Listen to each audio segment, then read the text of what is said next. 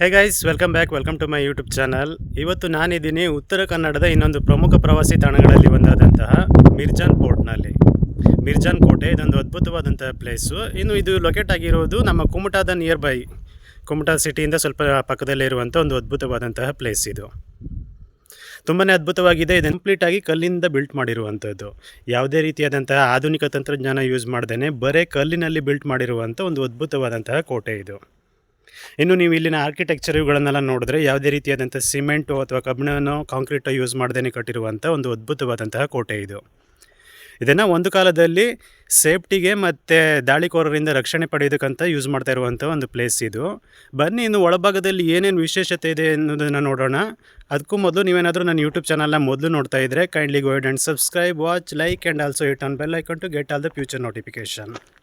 ಅದ್ಭುತವಾದಂಥ ಈ ಮಿರ್ಜಾನ್ ಕೋಟೆಯ ಇತಿಹಾಸದ ಬಗ್ಗೆ ಹೇಳೋದಾದರೆ, ಇದನ್ನು ಸುಮಾರು 15-16ನೇ ಶತಮಾನದಲ್ಲಿ ಕಟ್ಟಲಾಗಿತ್ತು ಅಂತ ಇತಿಹಾಸ ಹೇಳುತ್ತೆ. ಪ್ರಮುಖವಾದಂತಹ ಹಿಂದೂ ರಾಣಿಗಳಲ್ಲಿ ಒಬ್ಬರಾದಂತಹ ಚನ್ನಭೈರದೇವಿ ಅವರು ಇಲ್ಲಿ ಆಳ್ವಿಕೆಯನ್ನು ಮಾಡ್ತಾ ಇದ್ದರು. ಅವರ ಆಳ್ವಿಕೆಯ ಕಾಲದಲ್ಲಿ 15-16ನೇ ಶತಮಾನಗಳ ನಡುವೆ ಇದನ್ನು ಕಟ್ಟಿದ್ದಾರೆ ಅನ್ನೋ ಒಂದು ಇತಿಹಾಸ ಇದೆ. ಇದು ಪ್ರಮುಖವಾದಂತಹ ವ್ಯಾಪಾರ ಕೇಂದ್ರ ಆಗಿತ್ತು. ಸೊ ಚನ್ನಭೈರದೇವಿಯನ್ನು ಇನ್ನೊಂದು ನೇಮಿನಲ್ಲಿ ಪೆಪ್ಪರ್ ಕ್ವೀನ್ ಅಂತ ಕೂಡ ಕರೀತಾರೆ. ಪೆಪ್ಪರ್ ಅಂದರೆ ಕಾಳುಮೆಣಸು. ಕಾಳುಮೆಣಸನ್ನು ಇಲ್ಲಿ ತುಂಬ ಅತಿಯಾಗಿ ರಫ್ತು ಮಾಡಲಾಗ್ತಿತ್ತು. ಇದೊಂದು ಪ್ರಮುಖವಾದಂತಹ ವಾಣಿಜ್ಯ ಕೇಂದ್ರ, ಆಮೇಲೆ ಸಾಮ್ರಾಜ್ಯವನ್ನು ರಕ್ಷಣೆ ಮಾಡೋಕ್ಕಂತ ಕಟ್ಕೊಂಡಿರುವ ಒಂದು ಪ್ರಮುಖವಾದಂತಹ ಕೋಟೆಯಾಗಿತ್ತು. ಸೊ ಚನ್ನಭೈರದೇವಿಯವರ ಆಳ್ವಿಕೆ ಕಾಲದಲ್ಲಿ ಇಲ್ಲಿ ಹೆಚ್ಚಾಗಿ ಪೆಪ್ಪರು, ಕಾಳುಮೆಣಸು ಆಮೇಲೆ ಸಾಂಬಾರು ಪದಾರ್ಥಗಳ ರಫ್ತು ನಡೀತಾ ಇತ್ತು ಅನ್ನೋ ಒಂದು ಇತಿಹಾಸ ಇದೆ. ಇನ್ನು ಕೋಟೆಯನ್ನು ತುಂಬಾ ಅದ್ಭುತವಾದಂತಹ ದೊಡ್ಡದಾದಂತಹ ಕೆಂಪು ಕಲ್ಲಿನಲ್ಲಿ ಕಟ್ಟಿರೋದು ಇದು. ಈ ಕೋಟೆಯ ಇನ್ನೊಂದು ಉದ್ದೇಶ ರಕ್ಷಣೆಗಾಗಿ ಬಳಸ್ತಾ ಇದ್ದರು. ಅದರಿಂದ ದೊಡ್ಡದಾದಂಥ ಕಲ್ಲಿನಲ್ಲಿ ಕಟ್ಟಿರೋದು. ಯಾವುದೇ ರೀತಿಯಾದಂಥ ಮಾಡರ್ನ್ ಇಕ್ವಿಪ್ಮೆಂಟ್ ಇಲ್ಲ. ಇದು ಸಿಮೆಂಟು ಅಥವಾ ಇಂಟರ್ಲಿಂಕೋ ಇಲ್ಲದೆ ಇರುವಂಥ ಬರೀ ಕಲ್ಲುಗಳನ್ನು ಲಿಂಕ್ ಮಾಡಿ ಕಟ್ಟಿರುವಂತಹ ಒಂದು ದೊಡ್ಡ ಕೋಟೆ ಇದು. ಅದರಿಂದ ಸುಮಾರು 15-16ನೇ ಶತಮಾನದಲ್ಲಿ ಕಟ್ಟಿದರೂ ಕೂಡ ಕೋಟೆ ಇನ್ನೂ ಭದ್ರವಾಗಿ ಹಾಗೇ ಇದೆ. ಈ ಅದ್ಭುತವಾದಂಥ ಮಿರ್ಜಾನ್ ಪೋರ್ಟ್ ಲೊಕೇಟ್ ಆಗಿರುವುದು ಸುಮಾರು ಗೋಕರ್ಣದಿಂದ 22 ಕಿಲೋಮೀಟರ್ ಡಿಸ್ಟೆನ್ಸಲ್ಲಿ, ಆಮೇಲೆ ಕುಮಟಾ ಮೇನ್ ಸಿಟಿಯಿಂದ ಆಲ್ಮೋಸ್ಟು 11 ಕಿಲೋಮೀಟರ್ ಡಿಸ್ಟೆನ್ಸಲ್ಲಿ ಲೊಕೇಟ್ ಆಗಿರುವಂಥ ಒಂದು ಅದ್ಭುತವಾದಂತಹ ಕೋಟೆ ಇದು. ಇನ್ನು ಇದನ್ನು ಪುರಾತತ್ವ ಇಲಾಖೆ ಕೇರ್ ಮಾಡೋ ದೃಷ್ಟಿಯಿಂದ ಇದಕ್ಕೆ ಟೈಮಿಂಗ್ ಕೂಡ ಇದೆ. ನೀವು ಬರ್ತೀರ ಅಂತಂದರೆ ಅರ್ಲಿ ಮಾರ್ನಿಂಗು 8:30ಇಂದ ಮಧ್ಯಾಹ್ನ 5:30ವರೆಗೆ ಮಾತ್ರ ಇದು ಓಪನ್ ಇರುತ್ತೆ. ಅರೌಂಡ್ 5:30 to 6 o'clock ಅಷ್ಟರ ಒಳಗಡೆ ಡೇ ಟೈಮಲ್ಲಿ ಮಾತ್ರ ನೀವು ಇದನ್ನು ವಿಸಿಟ್ ಮಾಡ್ಬೋದು. ಇನ್ನು ಡೇ ಟೈಮಲ್ಲಿ ಒಬ್ಬ ಗಾರ್ಡ್ ಕೂಡ ಇರ್ತಾರೆ. ಇಲ್ಲಿ ಬರುವ ಪ್ರವಾಸಿಗರು ಯಾವುದೇ ರೀತಿಯಾದಂತಹ ಇಲ್ಲಿನ ವಸ್ತುಗಳಿಗೆ ಹಾನಿ ಮಾಡಬಾರ್ದು ಅನ್ನುವ ದೃಷ್ಟಿಯಿಂದ ಒಬ್ಬರು ಗಾರ್ಡ್ ಕೂಡ ಇರ್ತಾರೆ. ಇದೊಂದು ತುಂಬ ವೆಲ್ ಪ್ಲ್ಯಾನ್ ಮಾಡಿ ಕಟ್ಟಿರುವಂತಹ ಕೋಟೆ ಇದು. ಒಂದು ಕಡೆ ರಕ್ಷಣೆಗಾದರೆ ಇನ್ನೊಂದು ಕಡೆಗೆ ಸಂಕೀರ್ಣ ಕೇಂದ್ರವಾಗಿ ಕೂಡ ಇದನ್ನು ಯೂಸ್ ಮಾಡಲಾಗ್ತಿತ್ತು.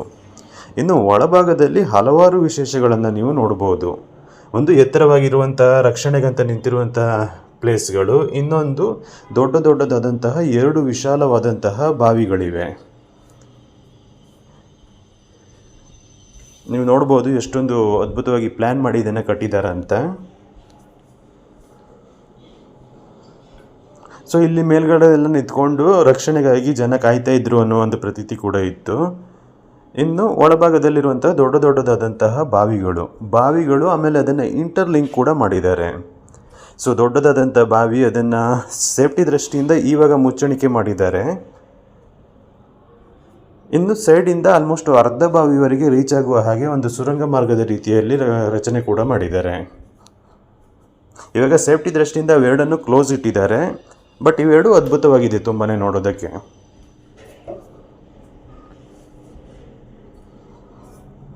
ಇದು ತುಂಬ ದೊಡ್ಡದಾದಂತಹ ಮೊದಲು ಸಿಗುವಂತಹ ಬಾವಿ ಇದು. ಇದು ಪ್ರಮುಖವಾದಂತಹ ವ್ಯಾಪಾರ ಕೇಂದ್ರ ಆಗಿರುವುದರಿಂದ ನೀರಿನ ಅವಶ್ಯಕತೆ ಯಾವಾಗಲೂ ಇರ್ತಾ ಇತ್ತು. ಸೊ ಅದಕ್ಕೋಸ್ಕರ ತುಂಬ ದೊಡ್ಡದಾಗಿ ತೋಡಿರುವಂತಹ ಬಾವಿ ಇದು. ಸೊ ನಾರ್ಮಲ್ ಬಾವಿಗೂ ಇದಕ್ಕೂ ಕಂಪೇರ್ ಮಾಡಿದ್ರೆ ವಿಸ್ತೀರ್ಣ, ಅಗಲ ಇವೆಲ್ಲನೂ ತುಂಬ ದೊಡ್ಡದಾಗಿದೆ. ಈ ಥರದ 2 ಬಾವಿಗಳಿದೆ. ಒಂದು ಕಡೆ ಈ ದೊಡ್ಡ ಬಾವಿ ಆದರೆ ಆಮೇಲೆ ಮುಂದೆ ಹೋದ್ರೆ ಇನ್ನೊಂದು ಬಾವಿ ಕೂಡ ಸಿಗುತ್ತೆ. ಸೊ ಇದನ್ನು ಚನ್ನಭೈರದೇವಿ ಕಾಲದಲ್ಲಿ ನಿರ್ಮಾಣ ಮಾಡಲಾಯಿತು. ಅವರು ಆಳ್ವಿಕೆ ಮಾಡುವ ಕಾಲದಲ್ಲಿ ಇಲ್ಲಿ ಪ್ರಮುಖ ವ್ಯಾಪಾರ ಕೇಂದ್ರವಾಗಿತ್ತಿದ್ದು, ಅದಾದ ನಂತರ ಮತ್ತೆ ಮರಾಠರು ಇಲ್ಲಿ ಈ ಕೋಟೆಯನ್ನು ವಶಪಡಿಸ್ಕೊತಾರೆ. ನಡುವೆ ಸುಲ್ತಾನರು ಕೂಡ ಇದನ್ನು ವಶಪಡಿಸ್ಕೊತಾರೆ. ಹೀಗೆ ಮರಾಠರು, ಸುಲ್ತಾನರು, ಅದಾದಮೇಲೆ ಲಾಸ್ಟಲ್ಲಿ ಬ್ರಿಟಿಷರು ಕೂಡ ಇದನ್ನು ಆಳ್ವಿಕೆ ಮಾಡಿದ್ರು ಅನ್ನೋ ಒಂದು ಇತಿಹಾಸ ಇದೆ. ಯಾಕಂದರೆ ಪ್ರಮುಖ ವ್ಯಾಪಾರ ಕೇಂದ್ರ ಆಗಿರೋದ್ರಿಂದ ಬ್ರಿಟಿಷರು ಕೂಡ ಇಲ್ಲಿ ಇದನ್ನು ಸ್ವಲ್ಪ ಕಾಲದಲ್ಲಿ ಆಳ್ವಿಕೆ ಮಾಡಿದ್ರು ಅನ್ನೋ ಒಂದು ಇತಿಹಾಸ ಹೇಳುತ್ತೆ. ಈ ಸುಂದರವಾದಂತಹ ಮಿರ್ಜಾನ್ ಪೋರ್ಟು ಲೊಕೇಟ್ ಆಗಿರೋದು ಕುಮಟಾ ಮತ್ತು ಹೊನ್ನಾವರ ಸಿಟಿಯ ನಡುವೆ. ಇದು ಅಘನಾಶಿನಿ ರಿವರ್ನ ಪಕ್ಕದಲ್ಲಿರುವಂಥ ಒಂದು ಸುಂದರವಾದಂತಹ ಪ್ಲೇಸು. ನಿಮ್ಗೆ ಈಗಾಗಲೇ ಗೊತ್ತಿದೆ, ಅಘನಾಶಿನಿ ರಿವರು ನಮ್ಮ ಹೊನ್ನಾವರದಲ್ಲಿರುವಂಥ ಒಂದು ಪ್ರಮುಖವಾದಂತಹ ರಿವರು. ಆ ರಿವರ್ನ ದಂಡೆಯ ಮೇಲೆ ಕಟ್ಟಿರುವಂಥ ಒಂದು ಅದ್ಭುತವಾದಂತಹ ಕೋಟೆ ಇದು. ಇನ್ನು ಈಗೀಗ ಅಲ್ಲಿ ಒಂದು ಸ್ವಲ್ಪ ಕೋಟೆ ಹಳೇದಾಗಿರೋದ್ರಿಂದ ಅಲ್ಲಲ್ಲಿ ಅವಶೇಷಗಳ ಪಳೆಯುಳಿಕೆಗಳು ಸ್ಟಾರ್ಟ್ ಆಗಿದೆ. ಮಳೆ, ಗಾಳಿ ಇವೆಲ್ಲದಕ್ಕೂ ಸ್ವಲ್ಪ ಕೋಟೆ ಅವಶೇಷಗಳು ಹಾಳಾಗುವ ರೀತಿಯಲ್ಲಿ ಸ್ಟಾರ್ಟ್ ಆಗಿದೆ. ಅಲ್ಲಿ ನೋಡ್ಬೋದು ನೀವು. ಬಟ್ ನೀವು ರೈನಿ ಸೀಸನಲ್ಲಿ ವಿಸಿಟ್ ಮಾಡ್ತೀರಾ ಅಂತಂದರೆ ಇಲ್ಲಿ ಫುಲ್ ಗ್ರೀನರಿ ಇರುತ್ತೆ. ಸೊ ನೋಡೋದಕ್ಕೆ ಒಂದು ಅದ್ಭುತ ಇದು.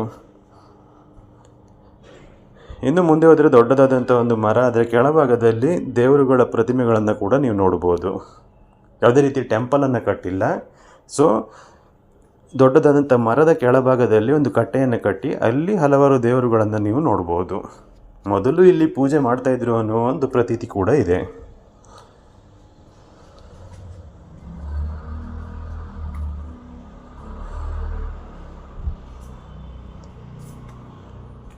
ಚಿಕ್ಕದಾದಂಥ ಒಂದು ನಂದಿಯ ವಿಗ್ರಹ ಕೂಡ ಇದೆ ಇಲ್ಲಿ. ಶಿವನ ಮೂರ್ತಿಯನ್ನು ಕೂಡ ನೀವು ನೋಡ್ಬೋದು. ಇದು ಮೇನ್ ಕೋಟೆಯ ಒಳಭಾಗದಿಂದ ಸ್ವಲ್ಪ ಮುಂದುವರೆದು ಬಂದಾಗ ಇನ್ನೊಂದು ಪಾರ್ಟ್ನಲ್ಲಿ ಸಿಗುವಂತಹ ಪ್ಲೇಸ್ ಇದು. ಸೊ ಇನ್ನು ಈ ಮಿರ್ಜಾನ್ ಕೋಟೆ ವಿಸ್ತಾರವನ್ನು ನೋಡೋದಾದರೆ ಸುಮಾರು 12ರಿಂದ 14 ಏಕರ್ಗಳಷ್ಟು ದೊಡ್ಡದಾಗಿರುವಂತಹ ಪ್ಲೇಸ್ ಇದು. ಚಿಕ್ಕದೇನೂ ಅಲ್ಲ, ಸುಮಾರು 12ರಿಂದ 14 ಏಕರ್ಗಳಷ್ಟು ದೊಡ್ಡದಾಗಿರುವಂತಹ ಕೋಟೆ ಇದು. ಪ್ರಮುಖ ವ್ಯಾಪಾರ ಕೇಂದ್ರವಾಗಿತ್ತು. ಆಮೇಲೆ ರಾಜ್ಯದ ಸಂರಕ್ಷಣೆಗಾಗಿ ರಾಣಿ ಇದನ್ನು ಯೂಸ್ ಮಾಡ್ತಾ ಇದ್ರು ಅಂತ ಇತಿಹಾಸ ಹೇಳುತ್ತೆ.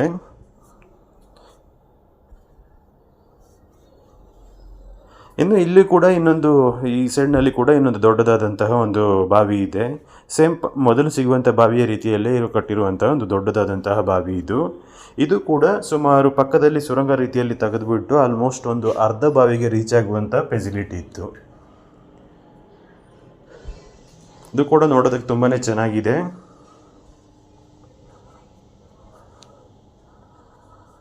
ಸುಮಾರು 5-6 ಶತಮಾನಗಳಿಂದ ಈ ಕೋಟೆ ಹಾಗೆ ಇರೋದರಿಂದ ಅಲ್ಲಲ್ಲಿ ಅವಸಾನದ ಅಂಚಿನಲ್ಲಿರುವಂಥ ಇದನ್ನು ನೀವು ನೋಡ್ಬೋದು.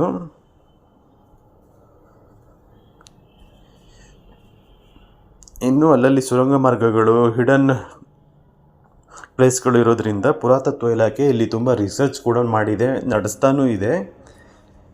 ಇಲ್ಲಿ ಸಿಗಬಹುದಾದಂತಹ ಅಪರೂಪ ವಸ್ತುಗಳು ಅಥವಾ ಇತಿಹಾಸದ ಬಗ್ಗೆ ಹೇಳುವಂಥ ಮಾಹಿತಿಗಳನ್ನು ಕೂಡ ಕಲೆಕ್ಟ್ ಮಾಡ್ತಾ ಇದ್ದಾರೆ. ಅದರಿಂದ ಇದನ್ನು ಡೇ ಟೈಮಲ್ಲಿ ಮಾತ್ರ ಓಪನ್ ಇಟ್ಟಿದ್ದು, ಅದರ ನಂತರ ಸಾರ್ವಜನಿಕರಿಗೆ ಅವಕಾಶ ಇರಲ್ಲ ಪ್ರವೇಶಕ್ಕೆ.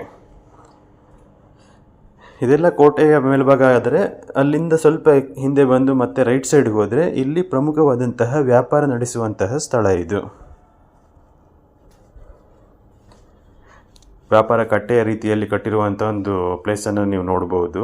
ಇಲ್ಲಿ ಪ್ರಮುಖವಾಗಿ ಕಾಳು ಮೆಣಸು ಆಮೇಲೆ ಸಾಂಬಾರು ಪದಾರ್ಥಗಳ ವ್ಯಾಪಾರವನ್ನು ನಡೆಸ್ತಾ ಇದ್ರು ಅನ್ನೋ ಒಂದು ಇತಿಹಾಸ ಇದೆ. ಈಗ ಸ್ವಲ್ಪ ಅವಸಾನದ ಅಂಚಿನಲ್ಲಿದೆ, ಕಲ್ಲುಗಳೆಲ್ಲ ಬಿದ್ದಿರೋದನ್ನು ನೀವು ನೋಡ್ಬೋದು.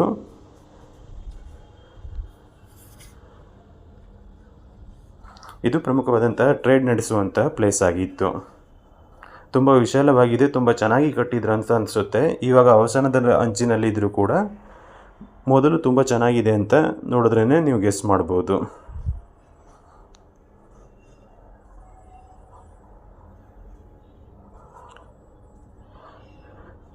ಸೊ ಇದು ಅದ್ಭುತವಾದಂಥ ನಮ್ಮ ಮಿರ್ಜಾನ್ ಕೋಟೆಯ ಕತೆ. ಸೊ ನೀವು ಎಸ್ಪೆಷಲಿ ಹೊನ್ನಾವರ ಕುಮಟಾ ಕಡೆ ಬರ್ತೀರಾ ಅಂತಂದರೆ ಇದೊಂದು ಮಸ್ಟ್ ವಿಸಿಟ್ ಪ್ಲೇಸ್. ಎಸ್ಪೆಷಲಿ ಸ್ವಲ್ಪ ರೇನಿ ಸೀಸನಲ್ಲಿ ಬರ್ತೀರಾ ಅಂತಂದರೆ ತುಂಬ ಗ್ರೀನರಿ ಇರೋದ್ರಿಂದ ಕೋಟೆ ಇನ್ನೂ ತುಂಬ ಚೆನ್ನಾಗಿ ಕಾಣಿಸುತ್ತೆ.